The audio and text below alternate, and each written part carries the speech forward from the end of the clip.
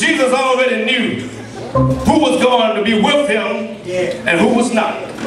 He knew out of the 12 where his strength would be and where he would fall short. He had already prepared in his mind that he was going to be betrayed and who was going to do it. So look at what it says here in verse 20.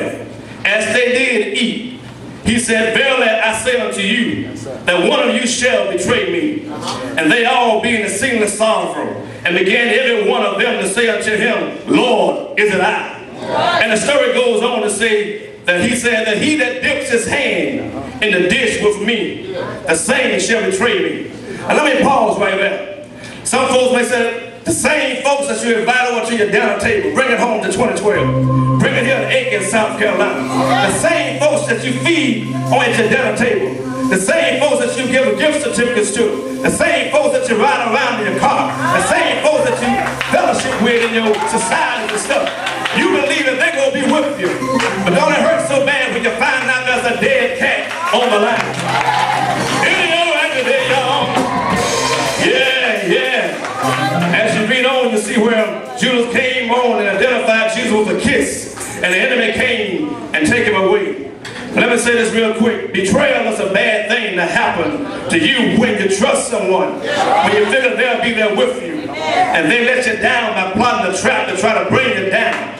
Let me pause right there. Dr. Abney, I know you've been preaching for quite some time now. And I know you realize that when you call your board meeting, if people you think will be with you, you find out there's a dead cat straddling the fence. Pastor Q, I know about being on your board coming through the years that when you thought you had everything right, people you thought would be following you, you realize there was somebody sitting in your pews trying to destroy the program that you're trying to put forward. He's on today. Betrayal is something that happens every day on this earth in one form or another. It happens on your job, and it happens in your school. It happens in your home, and I hate to say it, it happens right here in the church. Just as Judas betrayed Jesus. Many folks are doing the same thing today. Judas sold out the 30 pieces of silver, and to see the same thing happen today. But sometimes you have to have money to sell out. Got musicians now tap dancing, wondering who will pay them the most money. One week they playing for this church, the next week they playing for that church. And if I get overtime and give them 50 more bucks, I'll play for my church. God is all right today. What I'm trying to say is that God is not pleased when you straddle the fence. God is not pleased today when you don't hold out to your word. God ain't got no room for no backstabbers. God ain't got no room for no perfect people that are trying to contradict everything. Isn't it sad, folks, man, when you try to think you got your program in order, and yet you find your best friend backstabbing you in your bank? Isn't it sad, credit, when you're trying to do the best you can on your job? Somebody was sitting working side by side with you. The time to get a promotion, somebody getting mad. Shannon, now he's retired. I know sometimes you feel like there's more work done on this side than it was at Kevin the Club. But I want to let you know today that God has been good to me. And as we try to bring this thing to a close, I promise I wouldn't be long. But y'all know what? When God steps in, you got to move on back out the way. Can I take my time and try to close this thing this evening? Ask yourself a question right here. Say, Lord, is it I who always come to church on Sunday morning and never getting involved in the service but always sitting in judgment?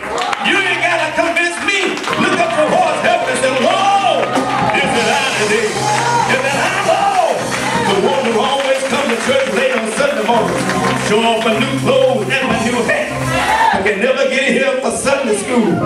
If you're guilty, just wave your hand. Don't tell me. Look at towards heaven and ask the question, Lord, is he talking about me today?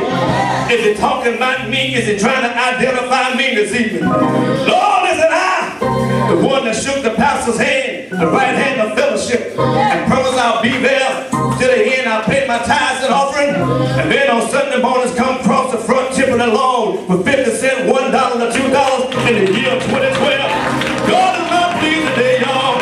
Ask yourself a question, and then look up towards heaven and say, is it I, Lord? The one who always had a lot to say, but can never come to Bible class and learn what you have to say. And always get to go around town telling the Lord told me to come to you and tell you if you would do this, if you would do that, everything will be all believe that God will walk right past me and go over here and tell somebody, tell me when I'm wrong. If you're a child of God and you really know that you want to do right, your spirit should tell you sometimes right from wrong. If a baby know when they get a spanking, don't tell me at 50 years old I don't know the same. Ask yourself a question. Is it I wrong? The one that finding fault in everybody else, never taking time out to examine myself. Somebody told me a long time ago, if you take 6 months to mind your own business and 6 months to leave somebody else alone, everything will be all right. Is it I wrong? Who works side by side with the pastor, but always selling out to the devil. Every time there's a church meeting, always trying to block the pastor's vision. I don't know about y'all, but I've seen it everywhere I go. No matter what the pastor may give and try to put forward, always somebody saying, we can't do it. We can't do it. Let me tell you one thing. We can't do it, but God can do anything. Let me hear you say yeah. Say yeah. Say yeah. Say yeah. Is it I, Lord? Well, the Lord always showed me something about somebody else, but never showed me my downfall. I said it earlier, in this sad church, God can show you everything how to fix my marriage, and your wife is somewhere across town with another man. How can you tell me how to love my wife when you can't even keep your wife at home? And I'm stepping on somebody's toes today. If I'm stepping on your toes this evening, it ain't coming from Larry. Before I got up, I said, Lord, I can only stand. I can only say what you tell me to say. See, that wasn't on my paper, so it had to come from heaven. Is it I, Lord? Is it I, Lord? Is it I, Lord? Is it I, Lord? Every time the family try to have a family reunion, you always leaking out somebody's business because they didn't do things your way.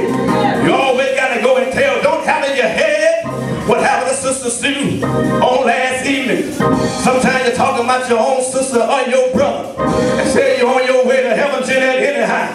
I don't think God pleased with people that act that way. I found out a long time ago, sometimes you just have to shut your mouth. Shut it up. Shut it up. Shut it up. Shut up that lying. Shut up that complaining. Shut up that gambling. Shut up that stealing. Shut up that committing adultery. You just got to shut things down sometime. Ask yourself a question. Say, Lord, is it I? Is it I, Lord? But I hope you got what I'm trying to say. Judas betrayed Jesus. Members betrayed the pastor. Members betrayed husband and wife. Sisters and brothers betrayed each other. But ask yourself a question today.